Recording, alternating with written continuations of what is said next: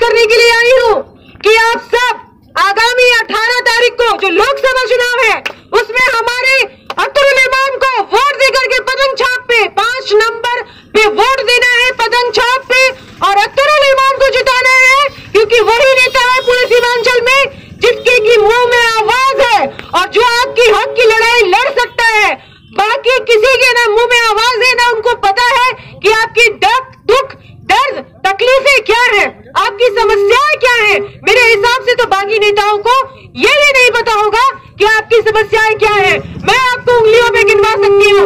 आपकी शिक्षा, ठप, रोजगार नहीं, बाढ़ पीड़ित है हम, बीमारियों से ग्रसित है हम, रोड टूटे हैं, पुलिया टूटी है, हमारी माँ बहनें जब जाती है अस्पताल तो बीच एम्बुलेंस रास्ते में ही रह जाती है और वही दम तोड़ देती है वो। ये सब परेशानियां इतने सालों से हम झेलते आ रहे हैं। आखिर किस वजह से हम क्यों ऐसी सरकार को वोट देंगे जो कि हमें किसी भी तरीके से कोई भी तरीके का ना हमें वो कोई शिक्षा प्रदान कर पा रही है ना कोई सुख प्रदान कर पा रहा है। अगर बाढ़ आती है तो हमें पहले बोलते हैं कि आप अपना अपना इंतजाम कर लो। हम अपना इंतजाम अगर खुद ही कर ले तो तुमको वोट किसके लिए देते हैं हम? किस बात की सरकार हो तुम क्या संभालते हो हमारा? फिर अगर आप किसी बाहर के राज्य में देखेंगे तो किसी कच्चे घर के अगर बह जाने पर 1,75,000 रुपए दिया जाता है और हमें बाढ़ आने पर क्या दिया गया था?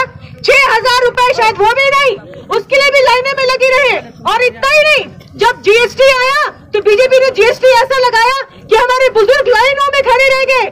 कितने लोगों की मौतें हो गई इस चक्कर में, अस्पताल में उन्हें दवाइयां नहीं मिल पाई क्योंकि नोटबंदी कर दी गई थी, वो भी शाम के ऐसे 7 बजे जिस वक्त की हम कुछ करने लायक नहीं थे, हम कुछ भी बदल नहीं सकते थे। ये हमारे साथ धोखा हुआ था क्योंकि आम आदमी मरा इसमें, बाकी तो नीरव मोदी भाग गया करोड़ों रुपए लेके, विजय माल्या भाग गया करोड़ों रुपए लेके। अरे उनको क्यों नहीं पकड़ते हो आप? इनको जाके पकड़ो उन अमीरों को। हम गरीबों और मिडिल क्लास और इन लोगों के आम जनता के ऊपर यह अत्याचार क्यों? सारा टैक्स मिला के हमारे ऊपर लगा देते हो। खाने पे टैक्स, पीने पे टैक्स, कपड़े पहनने पे टैक्स, अगर आप कुछ श्रृंगार का सामान खरीदने जाओ उस पे टैक्स। थोड़े दिन के बाद सुनोगे कि भाई सांस लेने पर भी टैक्स है, काम ही खत्म है, सांस लो उसके लिए भी टैक्स दो, उसके बाद बस काम खत्म है, हम उसका ही टैक्स भरते भरते रह जाएंगे। इसीलिए आप लोगों से गुजारिश है कि इस बार सरकार को बदलो, तोड़ो। जो आप चलते आए हो जिस सिलसिले में, उस सिलसिले को आप इस बार तोड़ेंगे और अख्तरुल इमान को वोट देके जाएंगे पतंग छाप पे 18 तारीख को। और इस बार पतंग तो मैं लहराऊंगी, आप सबको पतंग लहराना है इस बार। हम सब पतंग लहराएंगे, बाकी सारे हाथ मलते रह जाएंगे। कितने भी कर लो जतन ही, जीतेगा तो सिर्फ पतंग ही, क्योंकि मेरा नेता अख्तरुल इमान जैसा कोई नेता नहीं है, क्योंकि वो ईमानदार और सच्चा नेता है। उसके अंदर जज्बा है कि वो सबके लिए सोचता है, ना हिंदू, ना मुसलमान, ना सिख, ना ईसाई। मैं एक पढ़ी लिखी एजुकेटेड डॉक्टर होकर ये बात बोल रही हूँ कि ना वो हिंदू, मुस्लिम, ना सिख, ईसाई के बारे में सोचता है, बल्कि वो आप सबके लिए सोचता है, वो भी बिल्कुल निष्पक्ष होकर सोचता है। तो आप ऐसे नेता को चुनेंगे, ना कि वैसे नेता जिन्होंने आपके पिछले 10-15 सालों में कुछ भी आपके लिए नहीं किया। तो आप मेरे हिसाब से, मैंने आपको जो समझाया, अगर आपका वोट आपकी समझ में आता है तो आप ये निर्णय लें और महिलाओं को भी बोले कि अपना मत उतना ही उनके लिए इंपॉर्टेंस रखता है।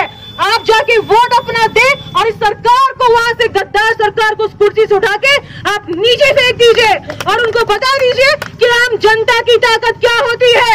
सीमांचल वासी जिंदाबाद, पतंग छाप जिंदाबाद, पतंग छाप जिंदाबाद, अख्तरुल इमान जिंदाबाद, अख्तरुल इमान जिंदाबाद, अख्तरुल इमान जिंदाबाद, एमआईएम जिंदाबाद, एमआईएम जिंदाबाद। भाई जीतेगा तो जीतेगा, अख्तरुल इमान जीतेगा। शुक्रिया, बहुत धन्यवाद। अब आज सारा की जोरदार भाषण कर सके और उस पर अमल करें। मैं तेरागांव प्रखंड मुख्यालय में मौजूद तमाम दुकानदार भाइयों से गुजारिश करूंगा कि हमारे बीच डॉक्टर ताराशेखर आर्य जी तशरीफ ला चुकी है और उनका जोरदार भाषण होना है। उनसे कब मैं चाहूंगा चंद मिनट के लिए डॉक्टर मास्टर सरकार से आजी साहब आप आए और चंद बातें कहें, उनके बाद फिर मास्टर